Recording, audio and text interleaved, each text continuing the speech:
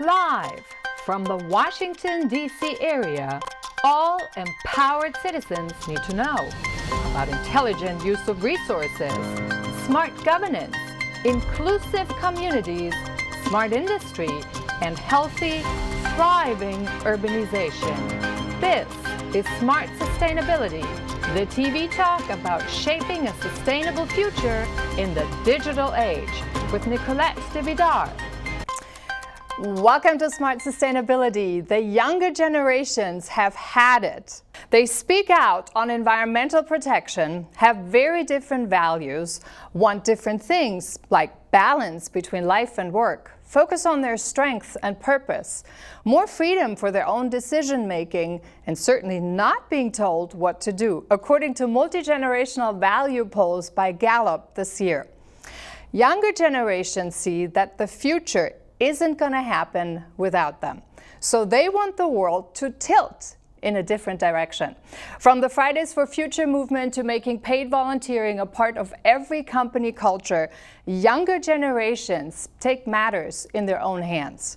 What that can look like, how it plays out, and what a tremendous hope this can give everyone for the future is what we want to look at tonight. Good evening, I'm Nicolette DeVidar. Is the world ready to tilt? Or better said, are young people ready to make the world tilt? How and to what extent? Let's dive in. Joining us tonight, Russell Agustin, Jonah Docter-Loeb, Tomas Pampeio, and Lima, all co-founders and participants of TILT, a program collaboration of Ashoka, Innovators for the Public, and the United Nations, empowering young leaders to launch their own social change initiatives in alignment with the United Nations 17 Sustainable Development Goals. Also joining us is Cara Andre. She is a change maker and Ashoka senior change leader who's mentoring those young people on their journey of taking matters into their own hands. And actually, she's one of the people who can definitely talk about how, from what she sees, it also can affect their well-being. Welcome on Smart Sustainability, all of you tonight. Great to have you on. Thanks for having us, Nicolette. Russell, I'd like to start with you. What's TILT? Can you give us an overview of what's TILT? Sure thing. TILT is a pilot project launched by Ashoka, and it's more of a collaborative initiative between Ashoka and the UN's SDG Guild. And it serves to be a platform for young individuals in any community around the world to pursue their own form of change making in alignment with the 17 Sustainable Development Goals. And so essentially, the emphasis that's placed through this initiative is collaboration and peer review. So we're stepping away from that model where teachers and students are having that structure, and we're pushing youth to collaborate with one another to pursue change in their communities and in their world. So do you know how many participants are there right now in the program? So the pilot program that we launched in Brazil had about 100 applicants, and we took in between 50 to 60 change makers in different regions of Brazil. And from then on, we've just been moving forward with taking in participants. Now, Jonah, just to clarify, so the projects, every participant basically can come up with their own projects and project ideas, correct? Yeah, so at the beginning of the program, we sort them into groups and help them create teams focusing on a specific sustainable development goal. The goals outlined by the United Nations of eliminating poverty and much of suffering within the world through building a better future. And within those groups, they create teams and work together through a human-centered design process in order to build a specific social initiative addressing some of the problems one of those goals tackles and advancing those goals. Now, can anyone who has an idea pick which sustainable development goal they want to target? Of course. The great thing about the Sustainable Development Goals as it relates to young people making change is that they encompass many issues that young people are already passionate about. So these young people often, if they are coming into the program with a preset idea of, I want to build this specific initiative, assuming it is moving the needle on sustainable development goals, they have free reign and the support of TILT in order to push and become a change maker. Yeah, with the 17 SDGs, it's kind of hard to not find one that would talk to you, right? It's really a broad-based area. Anna, which one did you choose? Well, my group had two SDGs in mind. The first one is the number 9, which is about innovation, industry infrastructure, and SDG 12 that it talks about sustainable cities. So these two were our priority.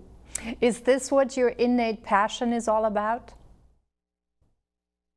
Yes, for sure. It's all about passion when you're making something to change your community or affect people. It's all about passion. So for sure, I would say it's one of my passions, these two SDGs. So let's talk for a moment about sustainable cities, for example. When you talk about, your passion is for making cities sustainable, what would you see as an ideal development going forward? Well, for me, circular economy, it's the perfect way to start sustainable cities, because right now in most of the world, we have a linear economy. In the linear economy, waste is generated, and waste, as everybody knows, it's not a good thing. And with the circular economy, we could reuse this waste, not making more waste and just using as a raw material. So yes, that's, I think, a way to start. Do you think that most people know already what the circular economy is about among the younger generations? Yeah, that's actually a really good question, because there's not much people that know about it. And how can they not know? Because it's such an amazing concept that it's so much possible to be applied, but nobody talks about it, and I think it should be more spoken with the young generation. Tomas, what do you see as some of the most pressing problems that you want to take care of? So hello everyone. So speaking personally from my experience being a Brazilian, I would say one of the biggest issues we have here would be related to SDG 4, so education.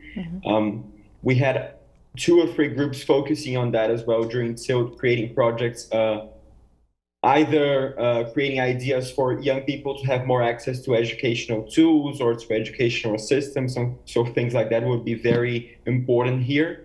And I believe that SDG 3 as well, mental health and well-being, it's something that's really pressing right now, and we should definitely work on. And it's something I'm passionate about to realize and understand how to work more healthily and how to balance our work with what we like. It's one of the biggest challenges we have right now as well. Very interesting. And just to clarify for our viewers, so we have 2 participants from Brazil, but they did not know each other prior to the project, correct? Yes, that's right. So I'm from Sao Paulo, and Anna is from Londrina, and we met through TILT. Yeah. Now, Cara, you are a co-founder of TILT as well. You're an Ashoka senior change leader, so to speak. How did you get involved in the project? Who came up with the idea? Well, like a lot of things at Ashoka, we're really tinkering quite a bit with different things and different ideas. And so I was with Bob Spur, and Jonah, I think Jonah was already working with Bob when I came on board to Ashoka with this project.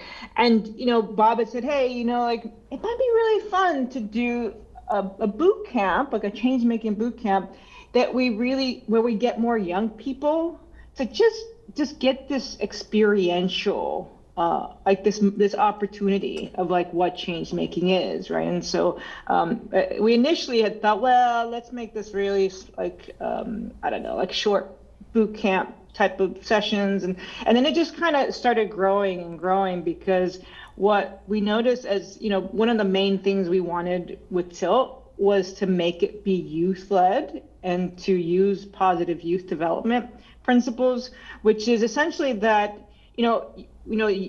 young people can lead. We just, a lot of times adults don't let them lead. And so my role, and Ashoka's role was to provide those conditions for them to do what they needed to do together. And so as the project grew, they were a very fundamental part of the decision making. And so, it wasn't this hierarchical structure. It was very horizontal. And so it was very organic the way the project unfolded. And we were very open and creative and collaborative together. And it was a lot of fun. It's always a lot of fun when we do projects together, and we let the participants also shape their experience with us, and we were co-authors and co-creators, and so I think in that way we were equal partners. Yeah. Now let me ask you something. We talk about the project, but overall there are many different projects because everybody works on their own project, right? So when we talk about joint decision making, how do we envision how all of you collaborate when everyone has their own project to work on? Who wants to take that? I can take that one. I think when it comes down to having a variety of different, each individual having their own specific project and how collaboration works in that regard, a lot of it is providing the networks and more general support and allyship to other young people or other change makers that you come in contact with, being willing to help them more generally make connections into an industry they don't have connections in, provide any expertise that you might have to begin with, or more generally just give feedback on something like a concept note or a pitch deck, and sort of boost each other along in a collaborative, cooperative community. If I may add to that, just real quick, when it comes to the mental well-being of change leaders, something that we've found in the TILT program is that when you are in a space of collaboration, a lot of ideas can find themselves aligned with one another.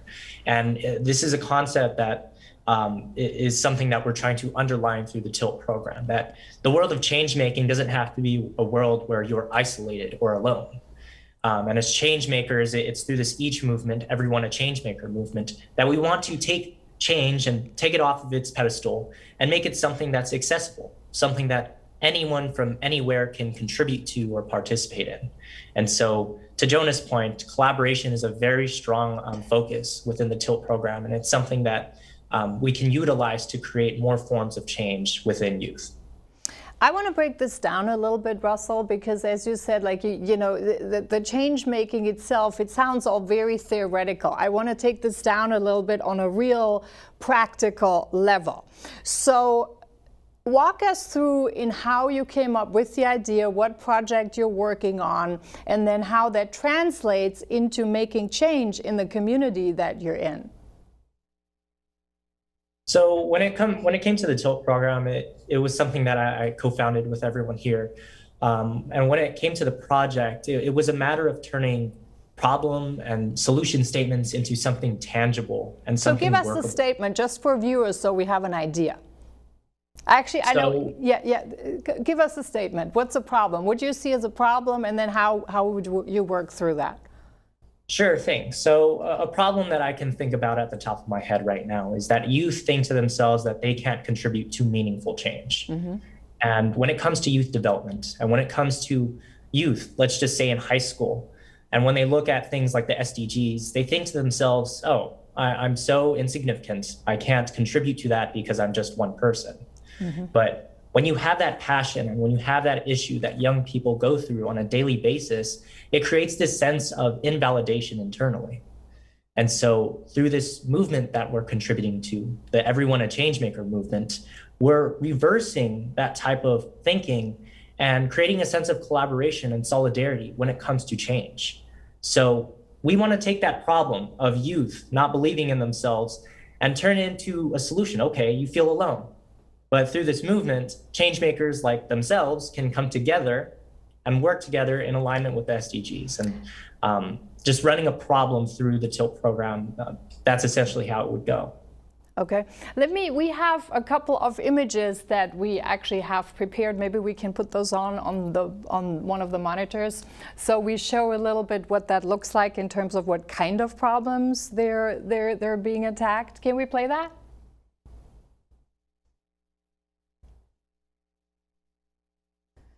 So, okay, so the first one, this is just to give an idea in terms of what kind of projects these are for our viewers, because literally, so whatever somebody comes up with that they want to change, they can participate and sort of say, that's what we want to tackle. Is that correct?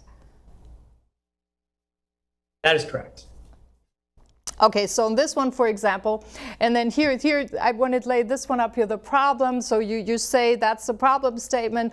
Of the 792 million people in the world with some mental disorder, only 36.2% of the people reported receiving treatment. And this, from that point on, you basically come up with solutions and put it together to collaborate, which really I find are pretty daunting problems that you guys are tackling with this stuff. That is correct. I mean, the problems at a glance are very daunting. And for the youth that went through the program in Brazil, it was something that we were collectively trying to work on. And so it's through these problem and solution statements that they were then able to work together to create a plan, a form of change that could then be developed into a concept note of a project. And about 10 projects came out of the program, and I think each of them speak for themselves when it comes to change making.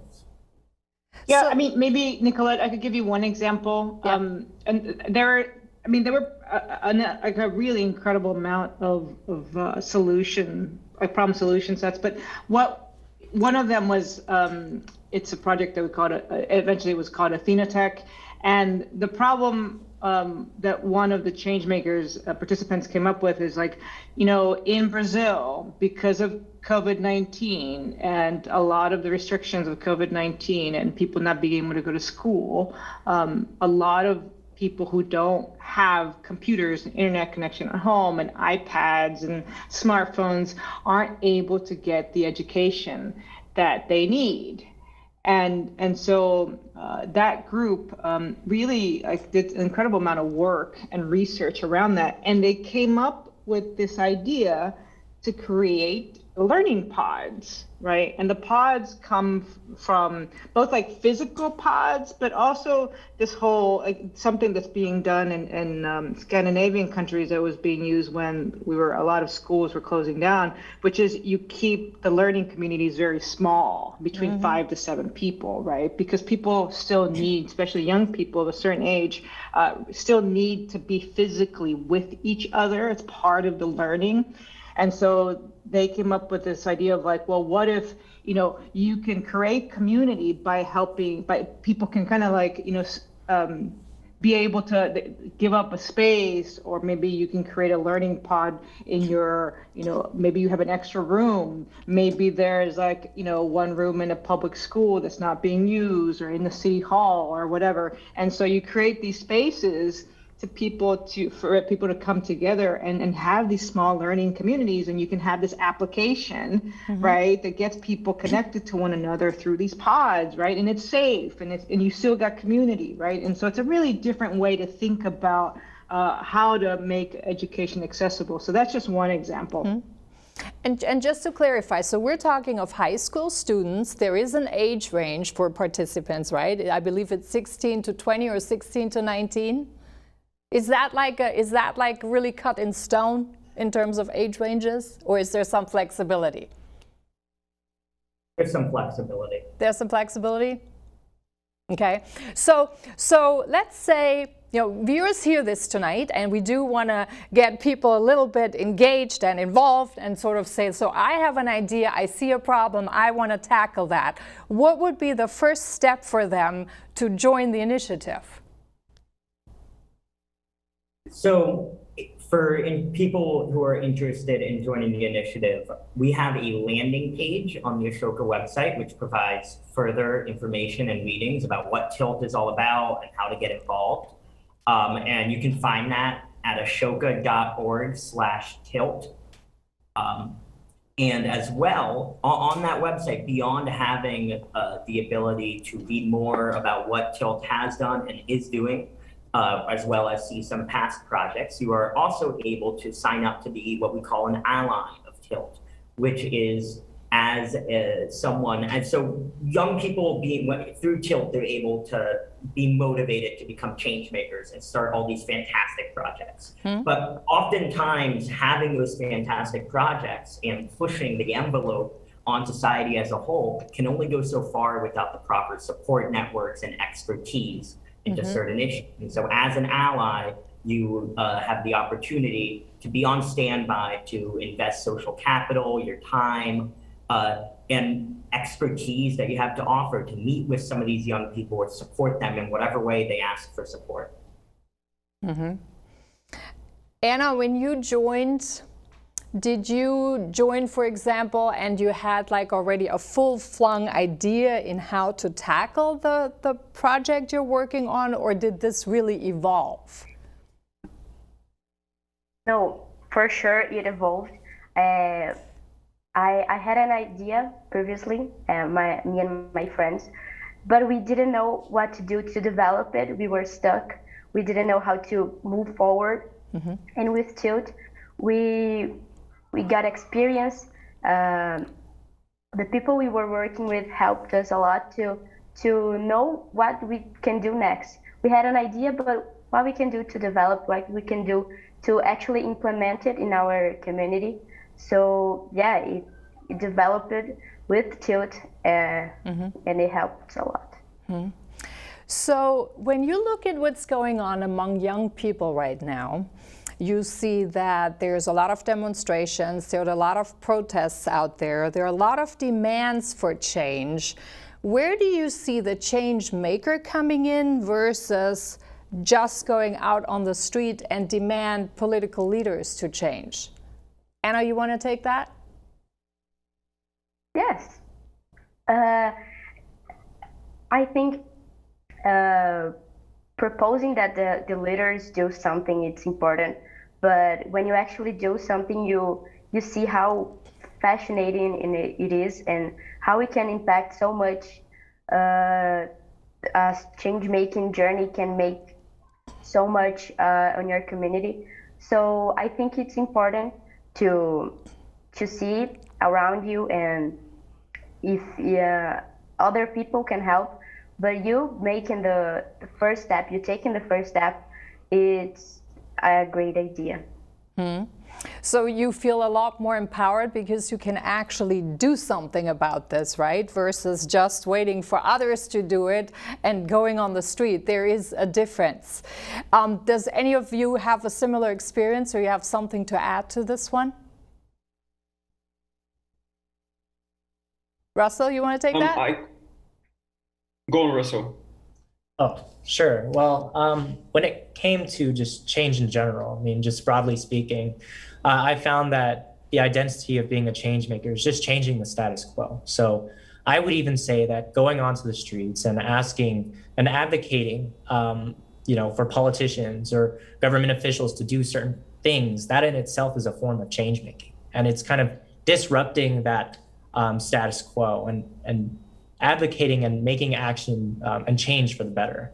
And so I think for me, the project I ended up starting off with was Soul to Soul, which is a nonprofit dedicated to promoting sustainability and healthy living through the reuse and repurpose of athletic shoes. And given that focus on sustainability, I felt that I myself was a change maker when I decided to question what's going on with our waste on our planet. What are we doing with the shoes that we're not using anymore, and so forth. So I think for me, the identity of a change maker, or just change making in general, comes into fruition when we begin to question and when we begin to talk about how we can change things and what exactly is wrong with our situations and what we can do about it. Tomas, where do you find the confidence to tackle a project?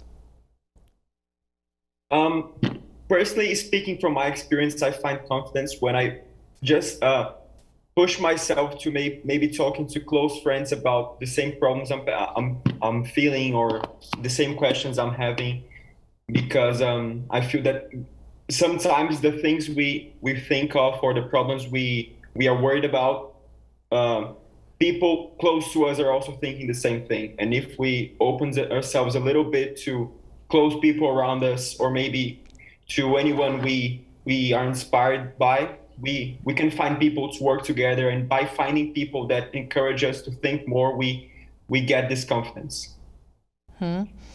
Now, And yeah.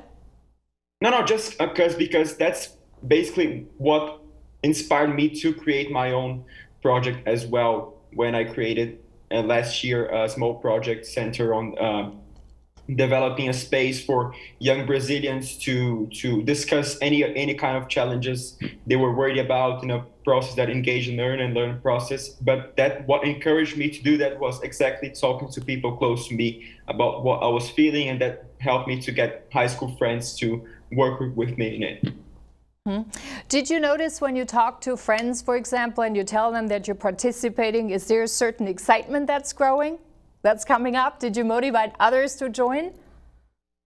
I believe so because my feeling can be passed to everyone, just like their thoughts can be passed to me. So when we share these ideas, we just motivate each other to act. So I believe we can. There's this power when we talk with each other. Absolutely. Now, just to clarify for our viewers, though, you're all going to school and you do these projects basically as extracurricular projects, right? Yeah, so I'm in high school, and Jonah and Russell are currently in college. Yeah. So yeah, we are all at school at the moment as well. Yeah. Do you find it challenging to do something next to your curriculum, or do you find it actually really goes hand in hand, or do you even find it that it motivates you going forward because you feel that you can really bring out your purpose better?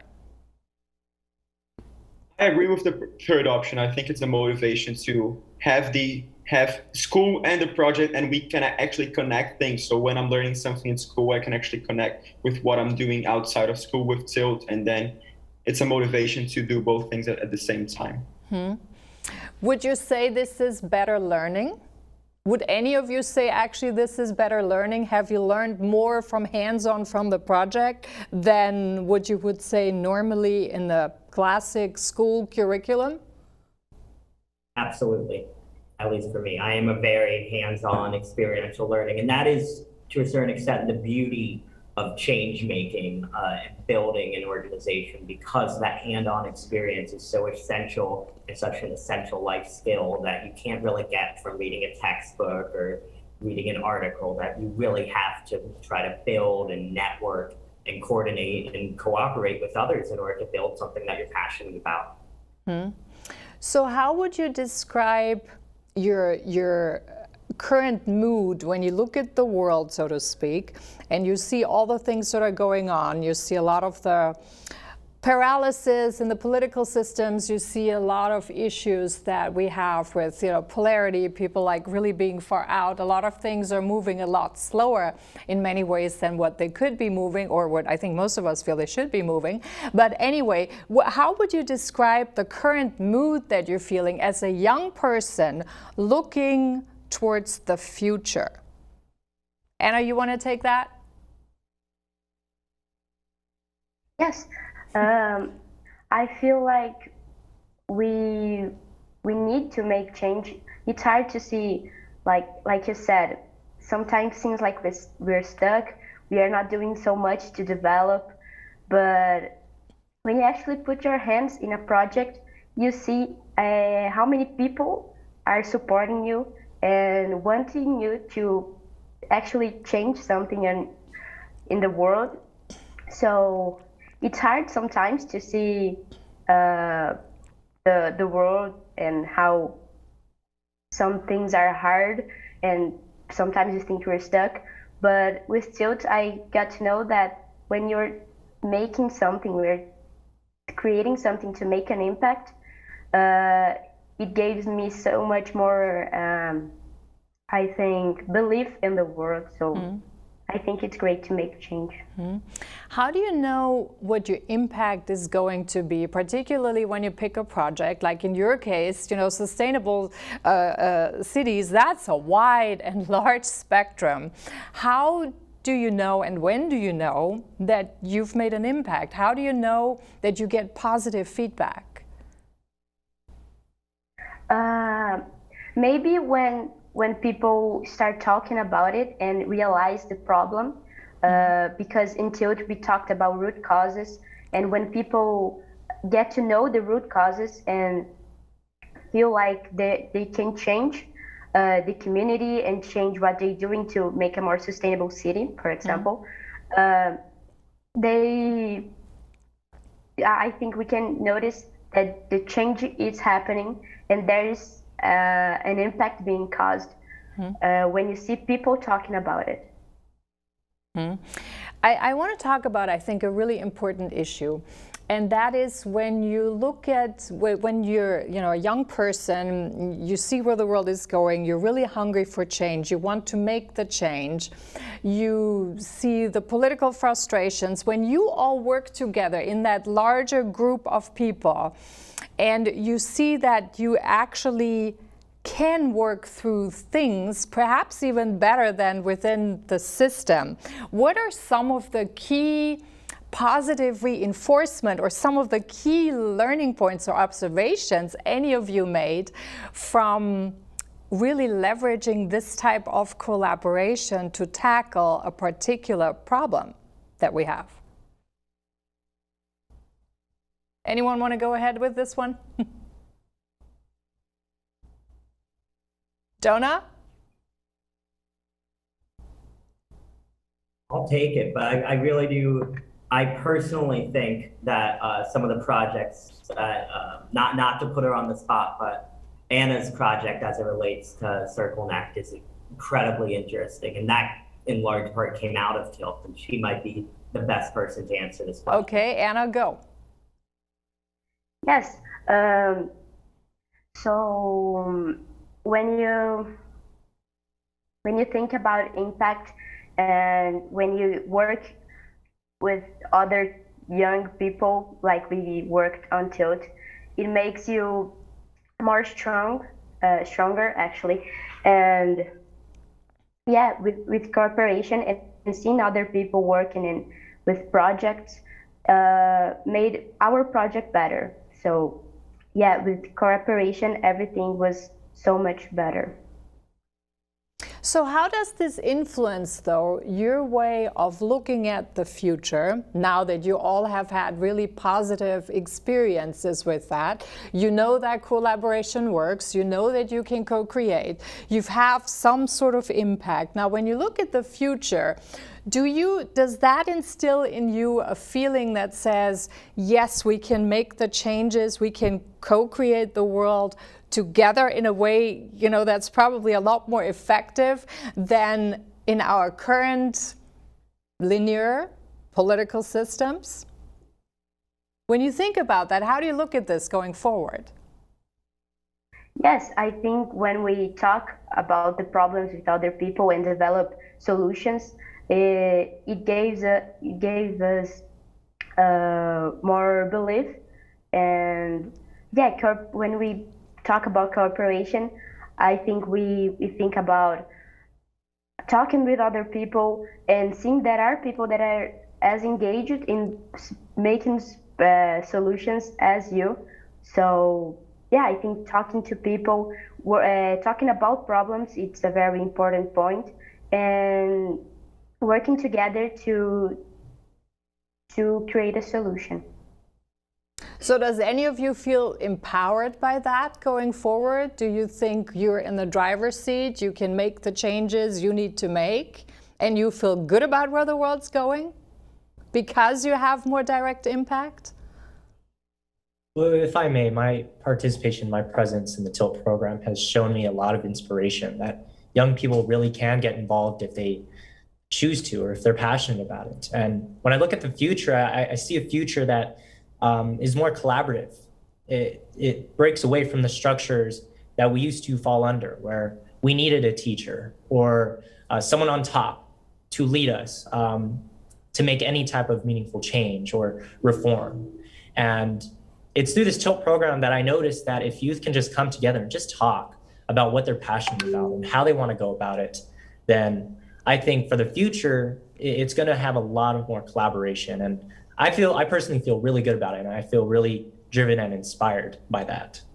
Yeah, because it seems to me when you guys come together and you talk about a problem, there is not exactly the identity politics that so often divides people, but the focus is more on the actual problem solution versus falling into the trap and pointing fingers and sort of kind of stick in that realm. Did you experience that? Yeah. I mean, when it came to Tilt, it was a matter of just, let me rerun that. I mean, as far as just helping facilitate the program, the structure was so organic and so smooth because it was just a matter of collaborating and just working together. The Tilt program in its pilot project phase, had its own obstacles. It had its own things that we had to deal with. But working collectively with everyone here, it was just a matter of getting it done and building off of each other's ideas. So, Nicolette, could I add something here really important? Like, I think you guys, all these folks are being really humble because they all came into the project, into Tilt. Like, some of them have already launched pretty impactful projects already. Jonah hasn't even mentioned his mask project that he did.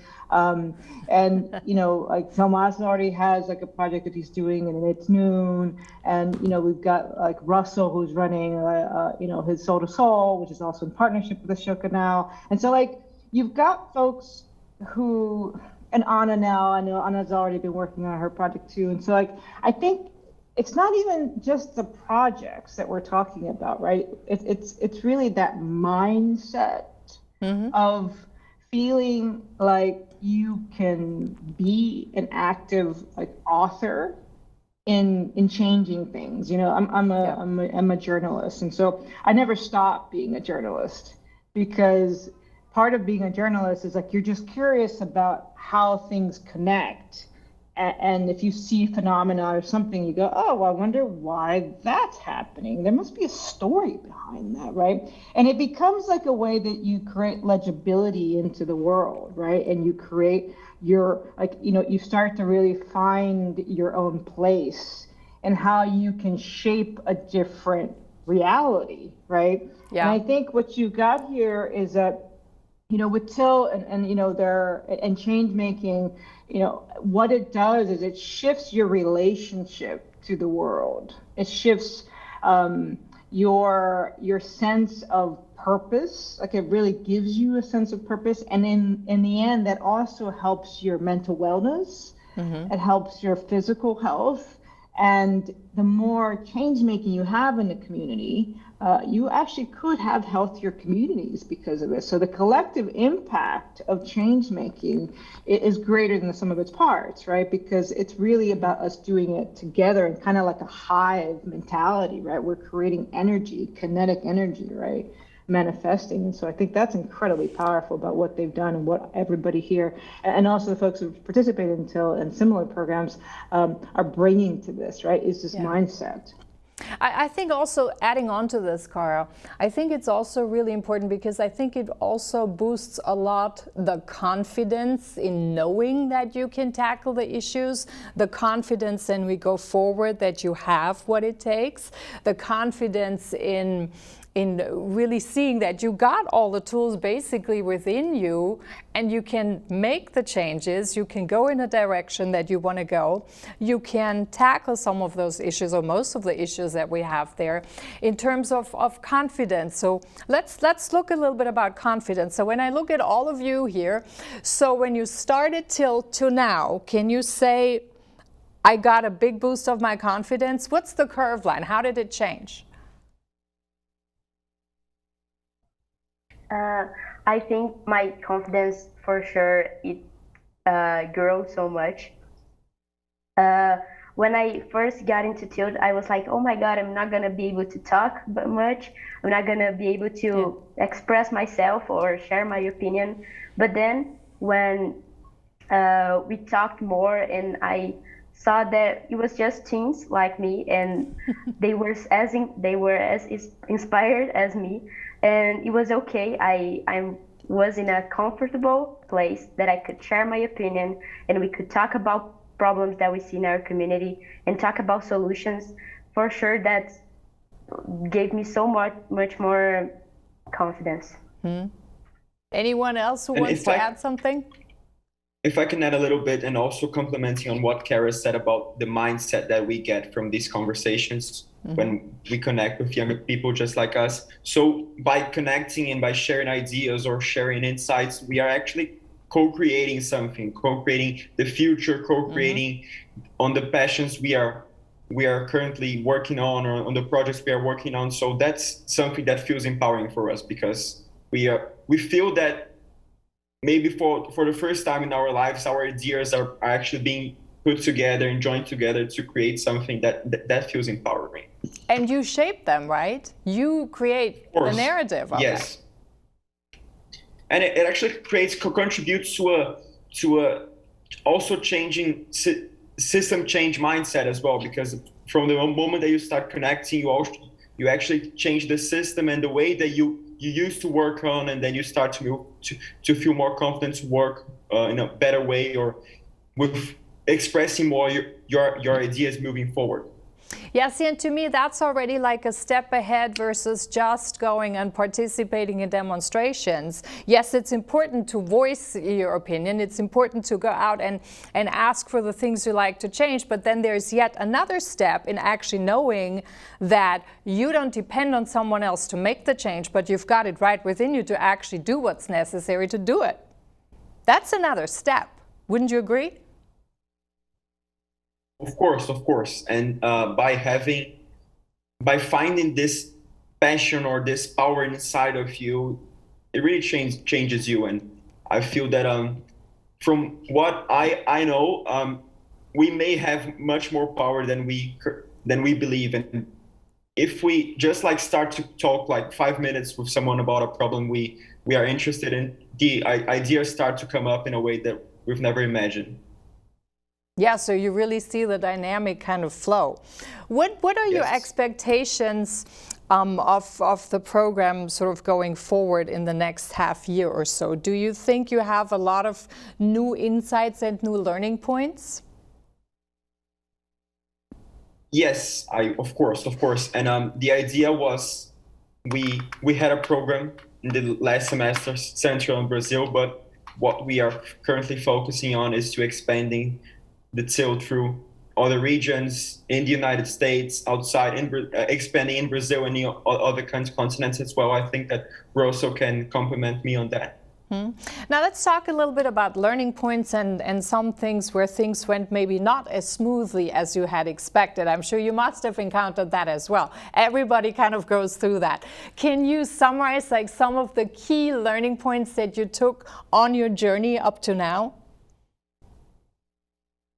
Well, at least when it came down to the first few months of running the program, like with any virtual program, there were a lot of technical difficulties. So that was definitely a learning curve. But beyond that sort of mundane stuff, I think one thing that I personally learned from this experience, or hurdles we had to overcome, was promoting those young people within their groups, even if they had sort of self-sorted and assigned to what SDG or project they wanted to focus on, facilitating the sort of group bonding or the types of conversations that need to happen within those groups, and figuring out what works and what doesn't, to breaking the ice and moving forward and promoting conversations that are more than just checking off a box for answering discussion questions like you would in school, but rather actually thinking deeply about the issues at hand.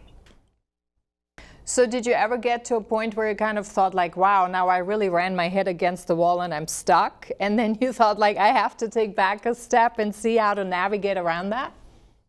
At some points throughout the program, yeah, that was part of the journey of running KILT program and running KILT campus here, about being able to be adaptable, picking yourself up after some technical difficulties or recruitment difficulties or speaker through, and just moving forward and keeping that positive attitude was central. Now I want to talk about a really important point, which I think is very, very important. We talked about purpose. We talked about that it's really essential for people, particularly young people, to tap into their purpose and kind of move forward and apply your, what's your talent, your passion, what's in you in a meaningful way. Does that, Cara, is there any evidence that we can say when participants in the TILT program or young change makers in general, that impacts their health and well-being from your experience in a tangible way? There are a lot of studies now, not just with young people, but I think in general, when you give people positive experiences early on where they have the opportunity to change something in their reality, it does have positive health outcomes. Right now with Ashoka, we are in the process of looking at how much change making can also impact the health of a community, right? And is there a way to, in a more systemic way, maybe also looking at the framework change of things, is could we, through change making and finding different ways to get people engaged in change making, to actually change the health of a community that might not be doing so well, right, in any part of the world. And so I think it's kind of interesting to think of that as kind of like a public health kind of immuno booster, right? Change making is just as important as health, good nutrition, exercise, right? Like go do some change making, right? And I think that's a really incredible power, like a very powerful thing to think about, like making sure that like a muscle, you are even doing small acts of change making will make a big difference in your health day to day. Now, Tomas, what do you think somebody needs to start thinking as a change maker? Do you need like a certain personal consistency? Do you suddenly have like a light bulb go off and say, yeah, I can do that? Or how would you say, if you talk to a peer-to-peer, for example, how would you say to someone to get off their chair or stop being a couch potato and do something? That's a good question. I believe that there's no prerequisites or anything like that to become a change maker. It's just coming back to the mindset or just the willingness to do anything you're passionate about. And there's no good or bad thing to do. There's no problem that is more important than the other. So by acting in any way that you feel that can better your community or change a problem that you think that you are worried about or anything like that, you are actually already becoming an agent of change and making change for people around you. And so I think that for me to encourage someone to go out of the chair and do something would be to just think about anything they are worried about. It doesn't need to be related to a root problem that they're not passionate about. It can be about anything. And so by encouraging them to just act on this specific issue that they want to work on, we are already encouraging them to become a change maker in a sense. Now, if you're a change maker, one would think that, change makers usually are a little bit more free thinkers, let me put it this way. So when you look into an educational context, free thinkers, in the past education at least, have been very often sort of seen as hard to control, and it's a lot easier, it's a lot more difficult to kind of keep them all going in one direction, if you want, than if you have people say, hey, I can tackle this problem, or I can take that problem, or I can tackle another problem. What kind of reactions from teachers have you noticed over the time since working on TILT? Was that something that was supported, or is that something that, do they know about this in the first place, that you're all doing this? I'm speaking from my experience with my teachers from school. I talked to them about it, and they all were supportive. So by talking about how we are connecting something that we're currently learning on in class to how to change it, because in class we are always, especially in the humanities class, social sciences, we're all mostly talking about current problems or past problems or things like that. So when you talk with a teacher about something that we are working on to better their problem or that relates to what we read in the last class or things like that, they are mostly supportive. Speaking from my experience and from what I talked to them in the last months. Any of you has a different experience? Russell, Anna, Jonah? No? Currently, I'm a sophomore studying public policy at the University of Southern California. And in the interactions that I've had with professors and faculty, it was an idea that at first I felt kind of blocked out. I mean, the idea of youth leadership or youth innovation is something I would say is still very new. Though as I began to expand and explain TILT and the work we've done so far and the work we are continuing to do, I felt a sense of optimism and trust. And so I think initially it was something that they may not have thought out through to be something that was feasible. But when you actually explore the idea and the things that we've done so far, it's pretty amazing. And actually, to the point of moving forward with TILT, I'm bringing it to my own school. I'm a senator of the student government at my university, and I'm collaborating with our student government to implement the TILT program with youth in the Los Angeles area in California. And so I think at first it can be difficult as per my experience, but just being persistent with it and really standing for what we believe in here, I think was the key moment for me. Anna, you have a similar experience? Yes, I do. With teachers and with teachers, they were supportive. They were proud. They were like asking, "Oh, how did you do it?" And excited with the project. So yeah, it was a fun experience. So how many hours a day are you actually working on those projects? Is there enough time to do this extra curriculum, so to speak? Yes. Sometimes you can think, oh, it's so much work, but I think it's important to know how to delegate and to divide the work you have to do with your group. So yeah, sometimes it seems like a lot of work, but if you manage well, you can do things with cooperation, and it's actually something fun. It's not you don't get tired. You get inspired to work more. I was going to ask you, I bet you get an energy boost. Yes, for sure. The energy boost happens all the time. Like sometimes I was eating and I like, oh my God, that's actually an idea to do something with the project. And I write it down, my idea, and yes, energy boosts happen all the time. Yeah. Now, Cara, what role do parents play in all of this? I mean, I think the biggest role is to just, I think about my own journey as a change maker. And, I immigrated to this country when I was very young from Guatemala. And people always ask me, like, where did you get this confidence to just try things and not worry about failing? And I think it comes from my mom, because I can't think of a time when I would say to my mom, hey, what if we tried this? And then she would say, well, I don't know what's going to happen. Let's do it. Let's find out. Let's find out together, right? And so I think there's something very powerful in a young person feeling like they have somebody with them in a journey that is often very scary, and it can feel very like you're on your own, and you're kind of scared to fail. But then if you've got this person with you, and I think it's a huge why mentors are very important, not just parents, right?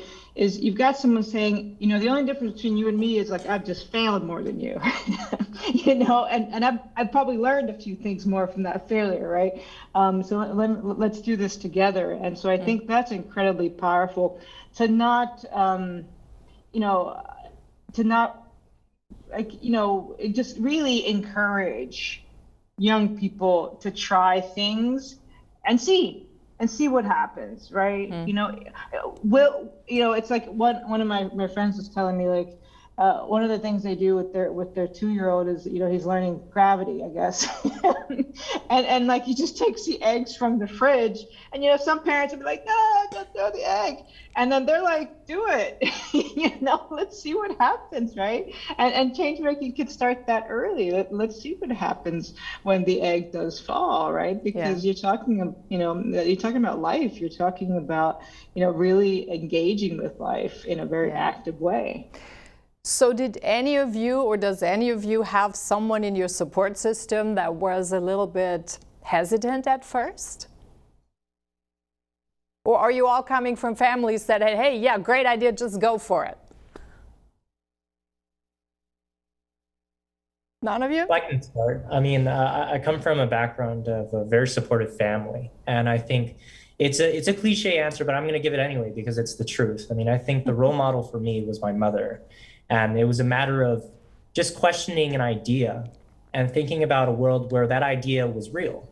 I mean, we all want to make the future better. We want a world that's changed and that is more accessible and equitable. It's a dream and it's a beautiful world, but what can we start doing now to work towards that future? And so to Kara's point, I think that there's power in delving into that curiosity and using the power of collaboration to kind of demystify the path of change making and just collectively work together towards that future. So if you had to summarize very briefly in terms of looking towards that future, what kind of a future would you like to see? I think for me, the type of future that I would want to see is a future where we take change off of its pedestal. What does that mean? It means not looking at change as something that only experts or individuals with PhDs or backgrounds can contribute to, but a concept that anyone, and I mean anyone, whether it's the youth or the elderly, can contribute to. Yep.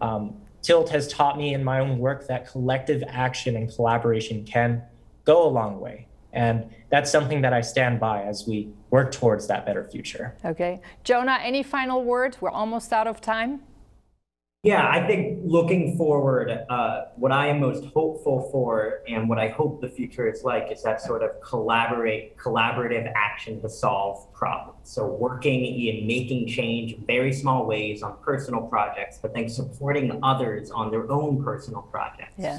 And I think that type of collaboration is how we're going to be able to solve many of these problems in the world, whether that's through organizing an activist network or dealing with some of the effects of some of these systemic issues. It really requires teamwork and collaboration. Yeah. Anna, one final word from you as well? Yes, I hope that the youth continues to make change and that they feel empowered to do change. So yeah, that's what I hope. That's great. Tomas, I give you a final word as well. What are your words? Got to be quick. I'll just finish on the motivation. So find family that inspires you or friends around you that can inspire you to act and work collaboratively on it. Great ending. Thank you very much for being with us. Thank you very much for watching. I hope you did get a little bit inspired and actually understand that really it's up to you to make the change you want to see, not of anyone else. So on that note, you have a wonderful evening and we see you next week. Have a good night.